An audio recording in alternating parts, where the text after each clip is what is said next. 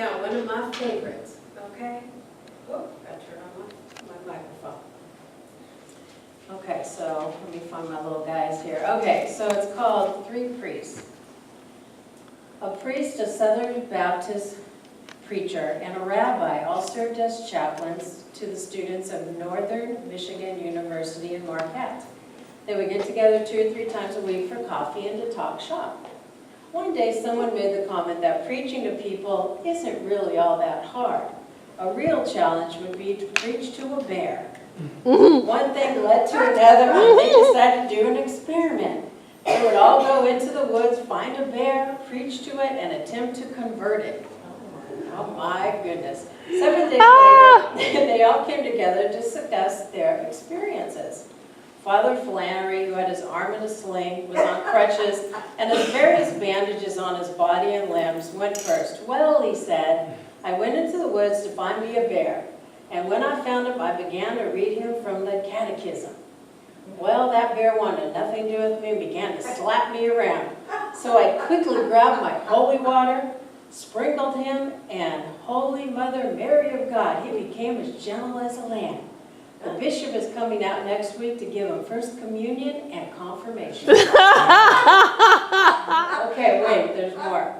So Reverend Billy Bob spoke next. He was in a wheelchair, had one arm and both legs in cast, and had an IV drip. His best fire brimstone oratory claimed, well, brothers, you know that we don't sprinkle. I went out and found me a bear. And then I began to read to my bear from God's holy word. But that bear wanted nothing to do with me. He took hold of me, held hold of him, we began to wrestle. We wrestled down one hill, up another, and down until we came to a creek. So I quickly dumped him and baptized his hairy soul. And just like he said, he became as gentle as a lamb. We spent the rest of the day praising Jesus. Okay, this is the best. The priest said, and the reverend both looked down at the rabbi who was laying in a hospital bed. He was in a body cast and traction with IVs and monitors running in and out of him. He was in really bad shape. The rabbi looked up and said, looking back on it, circumcision may not have been the best.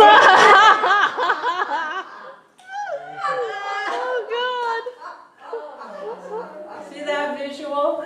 Yeah. I know, right? Isn't that great?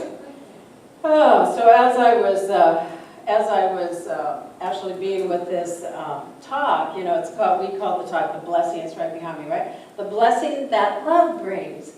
And as I was thinking about that, I went through and I thought, what blessings have come into my life and other people's lives?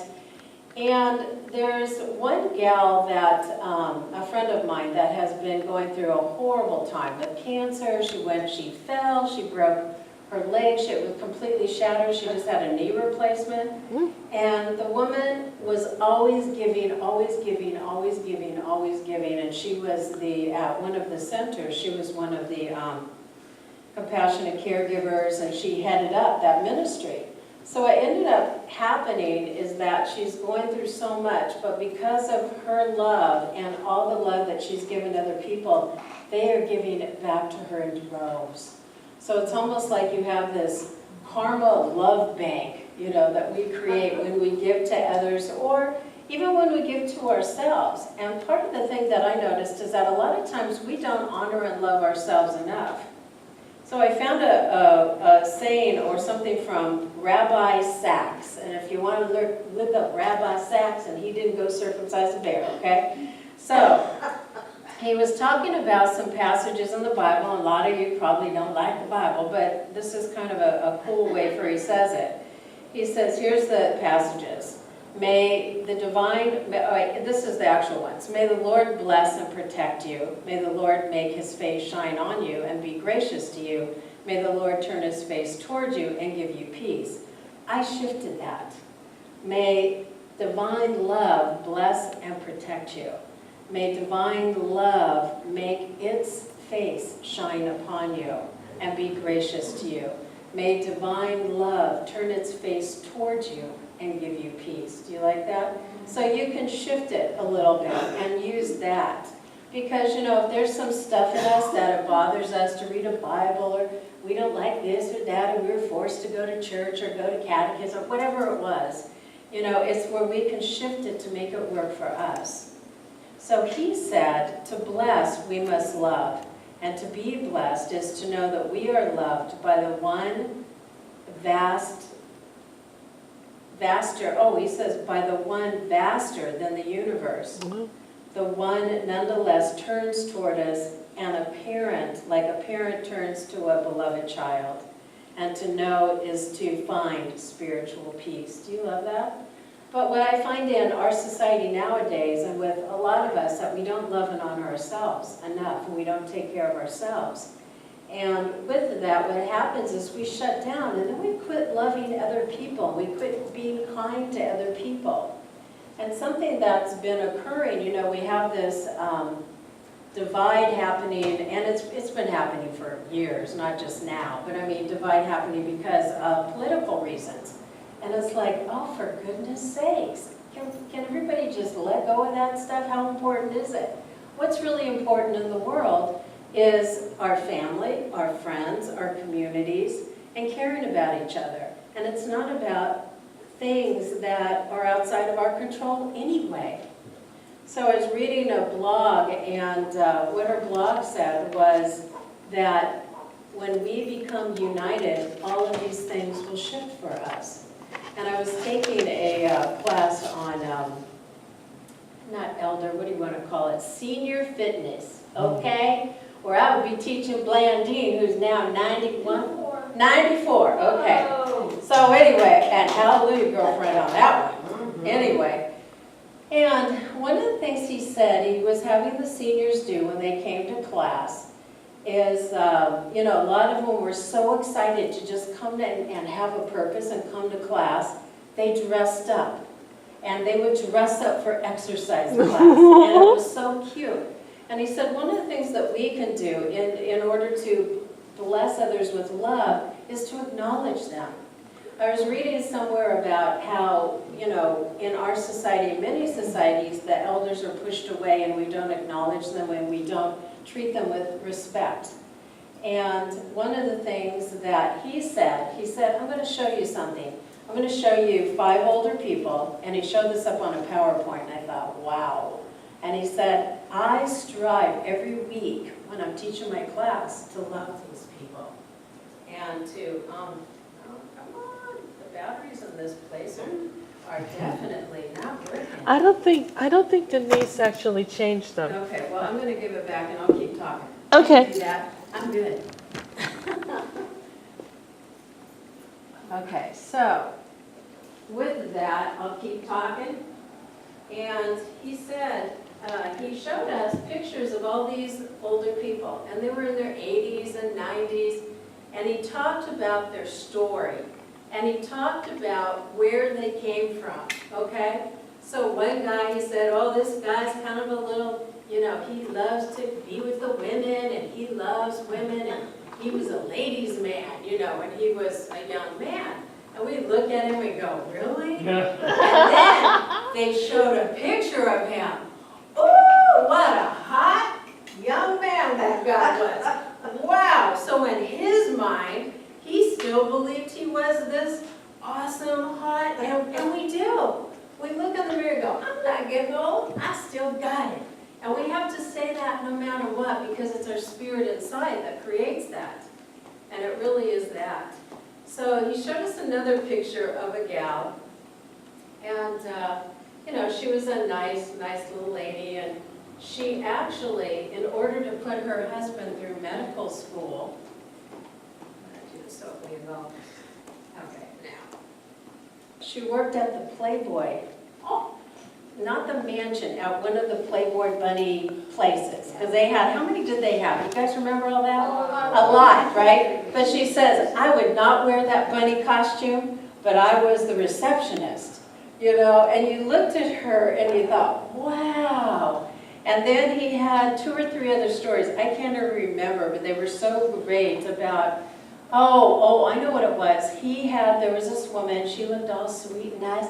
She was a doctor, at a time when nobody became a doctor, at a time when they forced her actually, they would, and this is actually it's my friend's mom, you know, her mom died a long time ago, but her mom, and I remember my gynecologist, went to medical school together.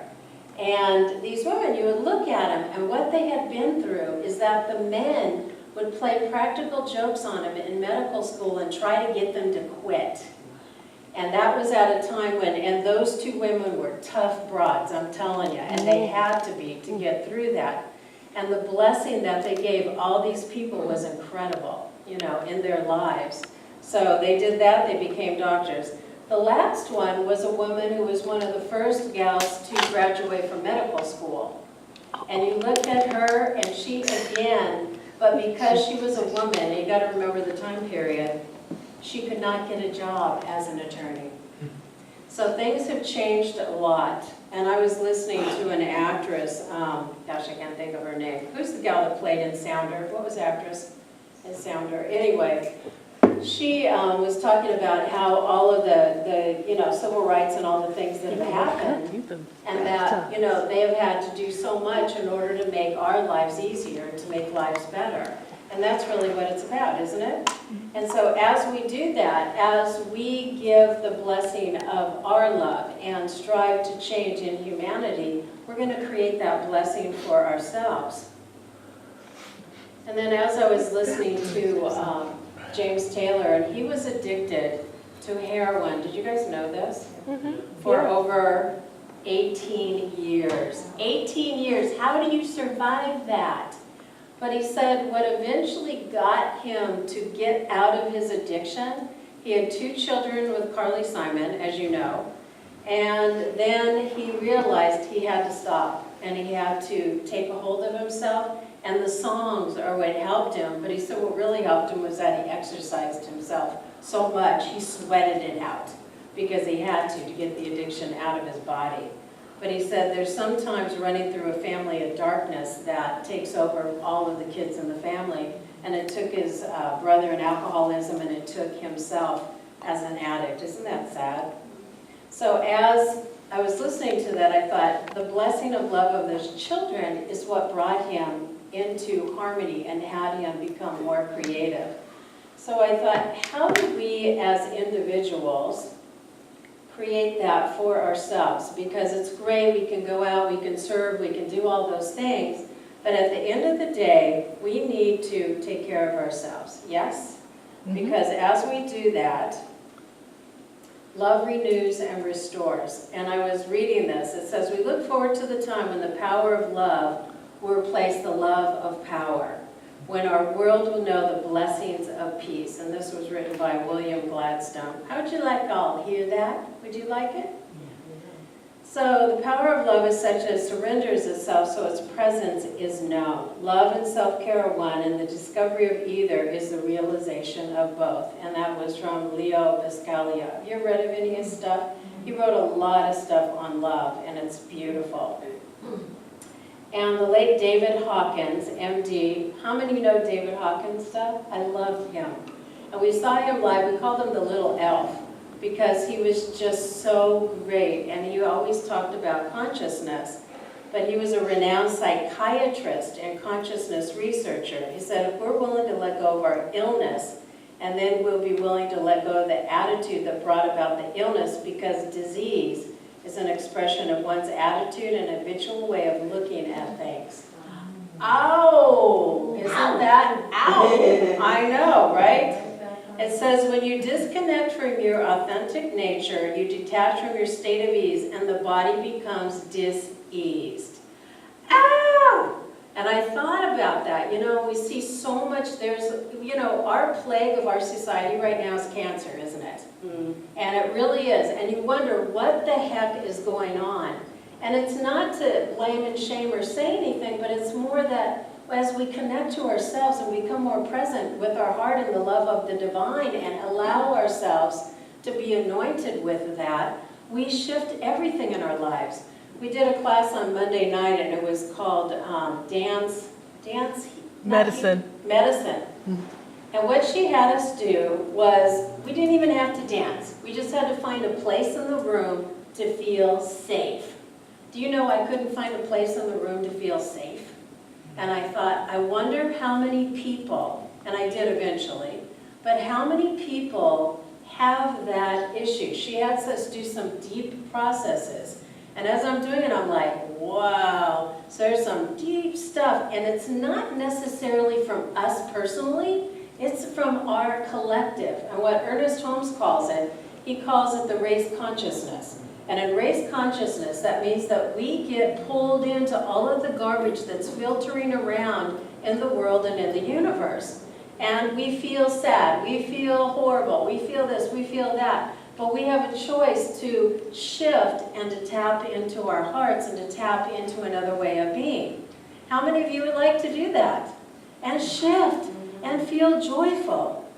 So it's like, so disease signifies disharmony of one's thoughts, and we shift that here. Love renews and restores inner harmony because every cell in your body is attuned to this natural healing state. So as I am being with this talk, what do you think we need to do today, beloveds? What does love feel like to you? Okay? Can you visualize your body and can you see the cells in your body? All right? How many of you would like to now fill yourself with love and heal your body right this moment? Yeah. Hello. So I am not even going to say it's green, it's this. What color, okay, let's close our eyes. What color does love look like to you? What color does it look like to you? Close your eyes. And whatever that color is, and what does it feel like? Oh, nice. So I have mine in my mind's eye. And now bring that beautiful feeling tone, that color, surround and embrace your body and put it through your entire being. See your cells being plumped up with that love, with that beautiful, beautiful love, that color, that feeling tone. And allow yourself to feel that in your body. And just take a moment. Now as we do that, it doesn't matter what color, what the feeling tone is, let's all connect and just send that energy out around you to your neighbor. And send it out farther into this room so we're all connected together. Yeah, now do you feel that? Bring that love, expand it, let's pull it out into the city of Santa Barbara. Okay, keep moving it, it's expanding beautifully, floating out. And continue to expand it. We're now going to bring it around the United States, all the beings, all the people. Let's bring that beautiful love and that feeling tone, and let's envelope the entire planet Earth. All the countries, all people, all beings. And as we hold that truth, let's allow ourselves to move that beautiful love and that feeling tone out into the universe. And now as we're looking down on the Mother Earth, we see the Earth surrounded by that love. Wow, gorgeous. And now gently continue to hold that. You know that it's just there. Divine love is surrounding everything all the time. You just were made aware of it. And now bring that love back to you. Bring it back to your third eye, the place between your eyebrows. Bring it back into your heart space and give yourself another little wash of love to your cells and your body. And bring it into your body. And then anchor it into your heart space. And as we do that, gently open your eyes and feel yourself present. So how did that feel for you? So when we are upset about something, that's a great practice. The heart is the seat of the soul. So Rumi said, love is cure, love is power, love is the magic of changes, love is the mirror of divine beauty. Isn't that beautiful? It's wonderful. So a couple of things. Love is a healing agent. This is from Deepak Chopra. When love and spirit are brought together, their power can accomplish anything. Their love, power, and spirit are one. The thing that we have to realize is that we have this divine intelligence within us all the time, but to connect to it and to embrace it and allow it to be with us. And whatever practice that we can anchor for ourselves, whether it's first thing in the morning, you breathe in love, you breathe out love. It doesn't matter. It's something that's going to shift you and change your life. I guarantee it. Because as we have that divine love filtering through our lives, we're going to attract what we desire into our lives. We're going to have circumstances change. And as we love ourselves, we embrace that divine within us. So you must, when he says this, and this is the power of love and to heal your life is distilled in the following ideas. Love is a healing agent and has the power to renew us. Fear, anxiety, anger, and other lower emotions overshadow this healing force. So I thought about, remember the movie Moonstruck? You know how we have thoughts in our mind and, oh, you're too fat, you're wrinkled, you're blah, whatever the heck we're saying, or you're dumb, you didn't do this. So you have to say, snap out of it. And then as we say snap out of it, have another thought. Because if we don't snap out of it, how are we going to shift anything? Come on. Because the mind will take us into deep, dark, horrible places. And it's what it does. It's its job, isn't it? So as we do, just go snap out of it and change your state. As Tony Robbins says, and that's neuro-linguistic programming. Okay, no, I'm great. I did the best I could. I did a fabulous job. Even if you don't believe it, say it to yourself. And then you are not broken or flawed. It's only your perception which creates that illusion. Oh, isn't that nice? That we are made whole, perfect, and complete. Embrace your wholeness and perfection. Transform your thoughts relating to your unworthiness and imperfections. And we teach that here. So we're feeling, I'm not worthy. No, I'm worthy, Wayne's World. I'm worthy, I'm worthy. Okay, because we are. And it's so true. As you heal your thoughts, your body discovers its inherent healing power. Meditate on aspects of love in your daily life. So if you take one moment, maybe you're driving down the road, and you have opportunities to love all the time in traffic, don't you? Okay, so people are on the road, and I'm going, what the heck? Everybody's going like 50, driving up here, and I thought, no, love and light, love and light. I'm just going to send them love and move around them. Anyway, so it's like, instead of being angry and upset, just send them love. And the last one, in essence, love is simply the absence of fear, for what is eternal is love's enduring power. So if you want the blessing of love, are you willing to do that for yourself? Yeah? And I want you to walk out of here, because we're going to, actually, there's the handouts, and I'm going to give you the Power of Peace meditation, which is really about self-love. And it's something that you could read once a day. You can read it 3 times a day. You can say Howard Will's prayer. I don't care what you say. It's to change that energy and that vibration around you. Because as we do that, it changes. Yeah, I think it back. There you go. She got it. Okay, so this was written by somebody as a spiritual teacher, but I really like it, and we've given this out a few times in the past couple of years, but I really felt that this would fit with the talk today. Because as Rabbi Sachs said, if we are to feel the blessings of the divine, we have to love ourselves first. And I say that over and over and over. So are you ready to say this with me, everybody? So go ahead and read it with me. I feel with unconditional trust that I am the whole of the universe, and all I see is me. I feel at my deepest level the power of being who I am. I feel the willingness and the readiness to exercise the power of being who I am. I feel the gentleness of my own power and the absolute certainty of knowing that my power is the power of peace.